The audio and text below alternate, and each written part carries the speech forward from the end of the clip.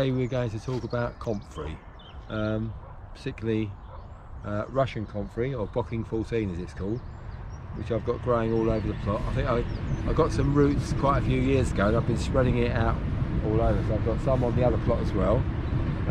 It's very, very useful. It was developed in the 1950s by Lawrence Hill from the Henry Doubleday Research Association, organic gardening.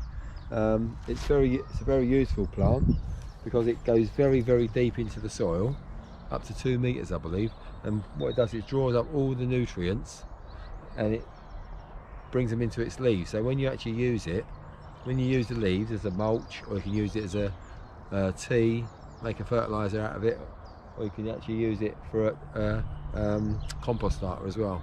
So what it does, it draws up the nutrients into the leaves, so when you put them into water to decompose, the nutrients are released back into the water again.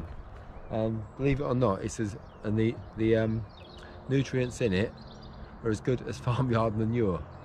I mean, the nitrogen, phosphorus and phosphate in it is equivalent or better than what's available in farmyard manure. So it's a very, very useful crop.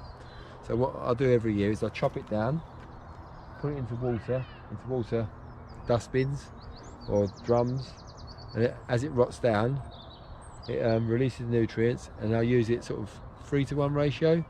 It's good for tomatoes, good for peppers, but you can use it on any vegetable really. It's a good all-round sort of nutrient fertiliser.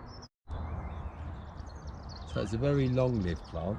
It's related to the borage family, but it's sterile. Borage, I mean, if you've ever grown borage, it seeds and it goes everywhere. Well, this was developed to be a sterile plant.